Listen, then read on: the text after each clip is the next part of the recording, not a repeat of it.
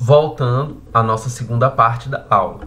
Então, nós temos elementos que já descrevem a posse, mas também a Constituição prevê situações em que o presidente ele é sucedido ou quando há uma sucessão.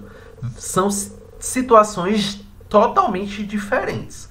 O presidente ele pode ser substituído, ele não perde o cargo. E a substituição ele envolve um conceito, uma natureza provisória. O presidente tira férias, assim como o governador, assim como o prefeito, em casos de doença, em casos de licença, né? O presidente ele pode pedir licença. E há situações em que há a sucessão do presidente, né? No âmbito do seu mandato. E a sucessão ele remete a um sentido definitivo. Em casos de morte, impeachment, né, que é impedimento, essa palavra em inglês, a gente já deveria ter traduzido, porque a população, no geral, não tem tanta habilidade assim, né? A gente não pode partir nas nossas bolhas sociais. Impeachment é um nome muito distante da realidade do povo, mas voltando, e no caso de renúncia. Então, o presidente, né, no caso provisório, né, na substituição provisória, ele vai ser substituído nessa ordem vice-presidente. Se o vice-presidente não estiver disponível, vamos supor que ambos viajaram em uma missão diplomática. Então, vai ser o presidente da Câmara de Deputados, o presidente do Senado Federal ou, nessa ordem, o presidente do Supremo Tribunal Federal. Então, observe o seguinte. Se o presidente da República precisa ser um brasileiro nato, né, então, a linha sucessória dos substitutos também tem que ser brasileiros natos, né? Um brasileiro naturalizado não pode ocupar essas funções aqui. Então, quem se candidatar para ser presidente da Câmara de Deputados precisa ser um brasileiro nato, né? Assim como o Supremo Tribunal Federal, né?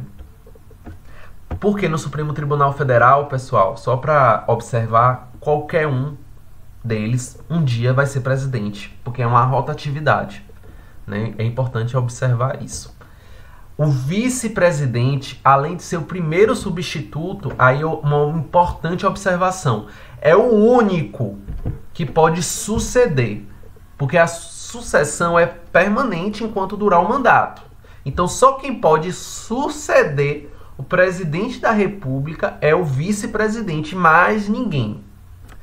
Contudo, né, havendo a vacância de ambos os cargos, presidente e vice, né, que pode acontecer, né, isso não está descartado, não é um desejo, né, eu tô pontuando.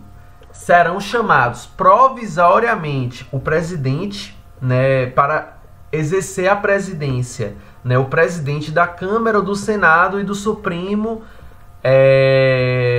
Tribunal Federal, de forma interina e provisória até ser feito novas eleições, né? Então, enquanto não há novas eleições, né, para eleger o presidente da República, quem vai ocupar, né, de forma interina e provisória são essas três figuras aqui. Uma dessas três figuras aqui, nessa ordem.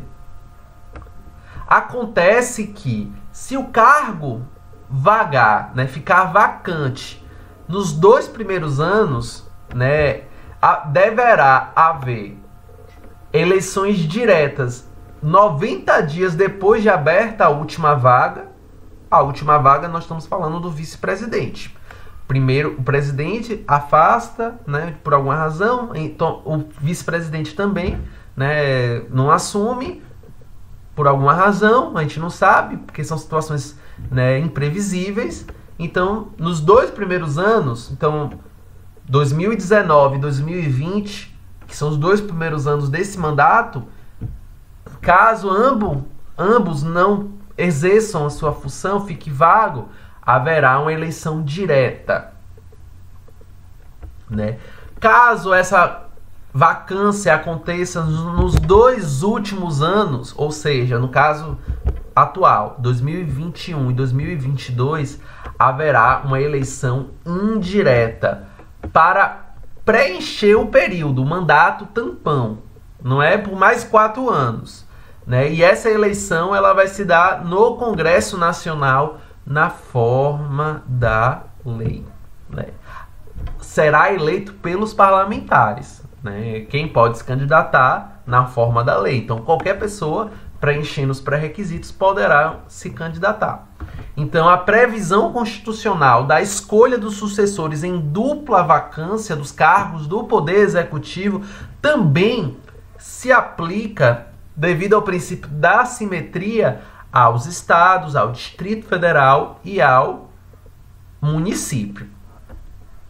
Então, os eleitos deverão apenas, nessa situação, né, de vacância, completar o período dos seus sucessores, que é chamado essa situação de mandato tampão, no linguajar mais popular, que eu gosto mais dessas linguagens.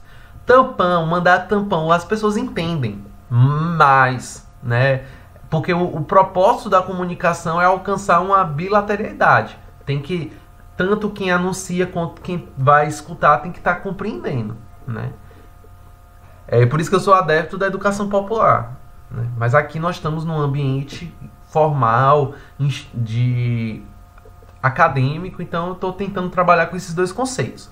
Então, o presidente e o vice-presidente da República não poderão, sem licença do Congresso, ausentar-se do país por um período superior a 15 dias. Então, por exemplo, ele pode sair do Brasil, até 15 dias ele não precisa pedir autorização.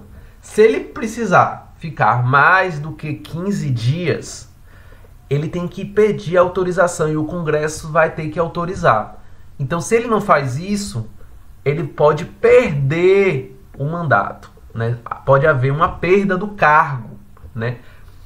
Vejam bem, pessoal, houve uma ação direta de inconstitucionalidade do caso do Estado, até provocado pelo governador do Estado de Goiás, há muito tempo atrás, pedindo, né, que fosse declarado inconstitucional um dispositivo da Constituição do Estado de Goiás, né, porque o Estado de Goiás, nós já vimos isso, tem uma Constituição.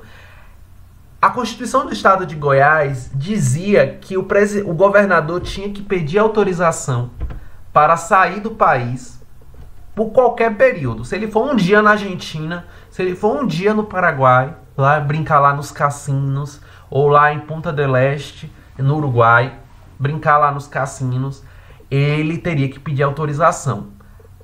Foi declarado inconstitucional por entender que havia um descumprimento do princípio da simetria. Porque é uma regra, né? Veja, um governador, um prefeito, né, quer sair do país, né? No caso aqui foi o governador. Se ele quer sair por um final de semana, ele não tem que pedir autorização.